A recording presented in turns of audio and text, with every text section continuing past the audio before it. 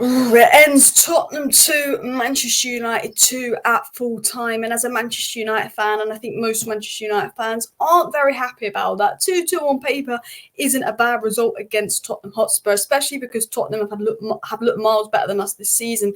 But it's the fact as a United fan that Tottenham show up without Decky, without Son, without Maddison, without Sarr, without Basuma, 5 starters, and they completely outplayed us at Old Trafford. And the only player that really gets in our best starting 11 that didn't feature today was Casemiro. Obviously, Martinez didn't start, but it was very worrying from a Man United fan perspective just how much better Tottenham were than us. But also, you could see Tottenham's identity. You could see, even with Ange having all these players missing, what Tottenham were trying to do, their identity. They were still playing good stuff. You can see that Richarlison, a player that was pretty poor last season, was honestly, you could argue, Tottenham's man of the match today. Richarlison, Bentancur and Pedro Porro were the 3 standout players for me. And Richarlison was a player that people were going, oh my God, I can't believe we've let Richarlison score against us. I saw Man United fans saying that. But I'm saying, well, but Richarlison's been good this season and give Ange credit for that. Like, I think particularly this sort of, when I say the season, these last few months, I thought he was good today. And I think, while I don't think Richarlison's a natural goal scorer, he's never going to get the output of Kane because Kane is arguably the best striker in the world right now. In fact, he is the best striker in the world right now. He's going to break all the records in the Bundesliga.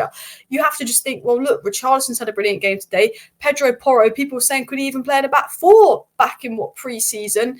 Because, will he be able to play in a back 4? He's probably been the best right back this season in terms of consistency. Trent this last 3 months has been phenomenal. But if you think start to end of the season, Pedro Porro, consistency has been fantastic. I think he's got 7 assists this season, 5 chances created today. And I picked him out before the game as a Man United fan saying the player I'm most worried about today is Pedro Porro because I think he could thread those balls in with Werner and Brennan Johnson's pace that could cause problems. He got an assist today, could have got 2 assists from the corners. His delivery was immense.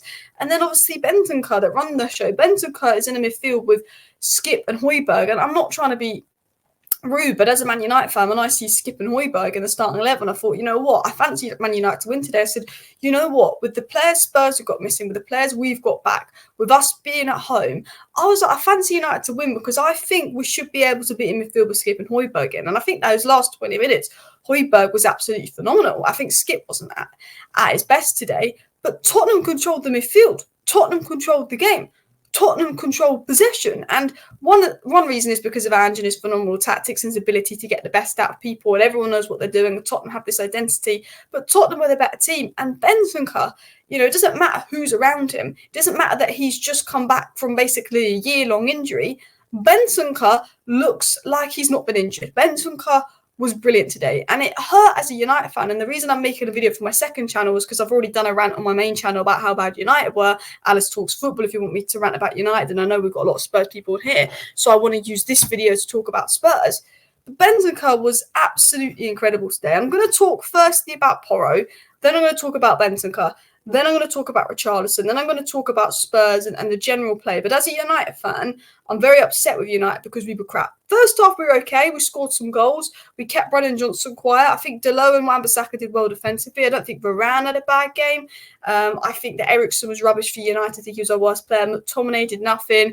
Garnacho was very quiet and Udogie did very well. I thought Christian Romero made it very difficult for us, actually. Christian Romero, he's just come back from injury. He was really good. But I want to start by talking about Pedro Porro because I don't know if any of you watched my watch along on my main channel, but I sort of picked out Pedro Porro as the one to watch. Pedro Porro and Bentancur were those 2 I said that United need to watch out for today. And yes, I think defensively there was times he struggled a little bit against Rashford in that first half.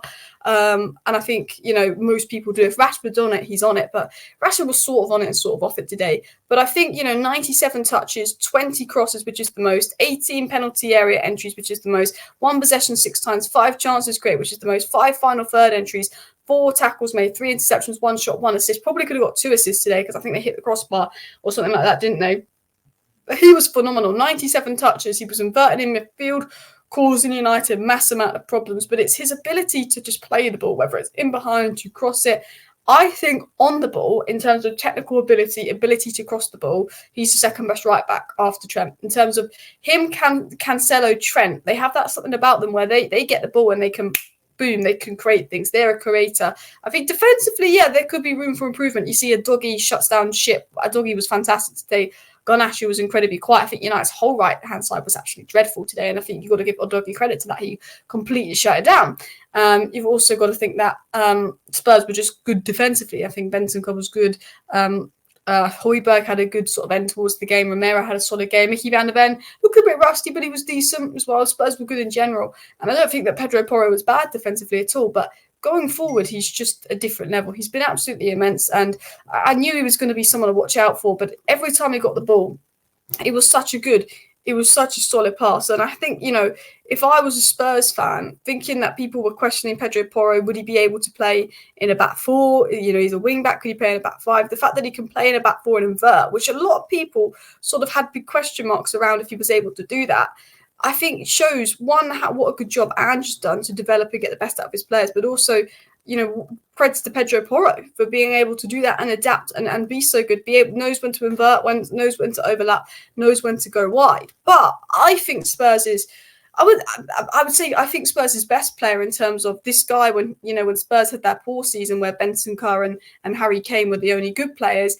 this guy is just a level above a lot of players, Bentancur. And I say this as a Manchester United fan. I say this today. Bentancur has a midfield of Højbjerg and Skip, and he is comfortably controlling the midfield, doing everything, making runs, causing United problems. Eriksen couldn't handle it. Pedro Porro was fantastic today. Richarlison was fantastic today. Bentancur was fantastic today. But when I've watched Bentancur and every single game he's played since he's come back from injury from Spurs, he's looked like he's never been injured. And he looks like, I wouldn't say a level head of Spurs, because I think Spurs have been fantastic this season and they've been really good. But you just know that he is a top class player. When you're talking of players and their ceilings, there's a few players at Spurs where I think, Christian Romero, Bentancur, James Maddison, where those top clubs like Real Madrid could look at. Do you know what I mean? I thought he was phenomenal today. This covered 12.3 kilometers, 47 out of 56 passes, 2 shots on target, great run, great drive, was a threat going forward, controlled the midfield. Bentancur is a top player. If you saw him sort of before his injury, I think everyone knew Bentancur as a top player. And he was the difference today. I think what is special about him is he's a two-way midfielder. He can defend, he can attack, he can kind of do everything. He's not weak. And I think when he's fit, he's different for Spurs, and they didn't get to play him with Sarr and Maddison and Basuma, and it'll be interesting to see what happens when they get the midfield back. And this is what annoyed me as a Man United fan, because I don't think 2-2 against Spurs is a bad result as a Man United fan, but I was so upset with it because I was like, well, they don't have Maddison, Sarr, Basuma, who was the midfield three when they went on that amazing run. They don't have Decky and Son, who are their two best attackers. I was like, they don't have 5 of their best players. Like, yes, they have Bentancur in their best back 5, but they don't have all these players, but they looked levels ahead of United today. And I'm saying that as a Man United fan, I think Spurs looked comfortably ahead of us. And what made me kind of annoyed as a United fan and jealous, if I'm going to be 100% honest with you, was the fact that I'm like, well, if you look at the back 5, that's solid. You look at Bentancur, he's great. You take Skip and Højbjerg out for Maddison, and I'd see either Sarr or Basuma. You obviously bring Son back in, and you bring Decky back in. And all of a sudden, you're like, wow, like this is a very good team. Maybe they need a long-term number 9, but there's not many on the market. Maybe they need a bit more depth on the wing. I think Brendan Johnson's a good player, just didn't have a good game today. But you're like, well, actually, Spurs are 6 months in their rebuild under Ange. They're going to get a lot of their best players back. They're only, they're still, up there in the title race, weirdly. And I think Man City will probably go on the run and be unstoppable. And I think Liverpool have been immense. But you're like, Spurs are going to get everyone back. They look better than Arsenal at the moment.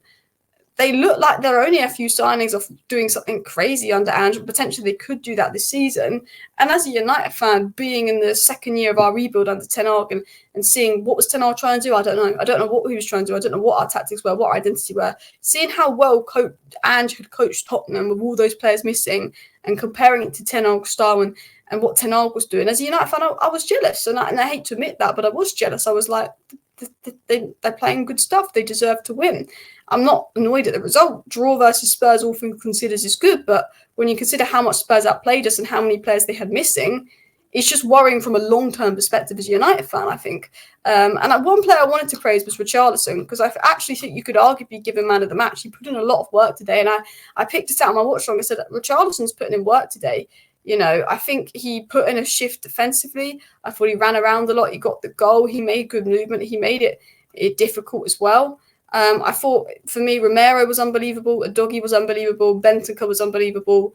Richarlison was unbelievable. And Porro was unbelievable. And I think any of those five probably could have been man of the match. But I think, Richarlison probably won't get the credit because he's Richarlison and he's got this, he's a flop, he's Richarlison, he's crap. But he was very, very good. I think this is one of the best I've seen him at Tottenham in terms of his hold-up play, he trapped back, he stopped a lot of counters. In terms of his all-round play, and he got the goal, was very, very good today. So I have to say, all round, he kind of reminded me sometimes with Kane, when Kane does a lot all round, he really put in a shift as well and helped out defensively. And I have to say, the intensity that Spurs showed today was a level ahead of United, and I admit that as a United fan. Spurs showed a much better intensity than us.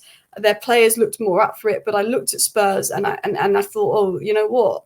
Like, they only need 2 or 3 players to add into this team and they could go on another run. Bentancur doesn't look like he's come back from a long injury. Udogie shut down the right-hand side. Werner looked all right, to be honest. I know he had a few silly shots, but he got an assist, and I think he could learn and grow. Porro was always threatening, could have had 3 assists. Richarlison put in a shift, dropping deep. Højbjerg in the last 20 minutes was good. Romero was absolutely solid, and Van de Ven grew into the game. And I think, I look at Spurs and I think they're going somewhere. I look at Man United and I think, I don't know where we're going, and that worries me. Anyway, smash a like, smash a subscribe. If you want to hear me talk about this game from a Man United perspective, go over to Alice Talks Football, where I kind of rant about Man United and Ten Hag. Let me know your thoughts. Thank you for watching. Bye.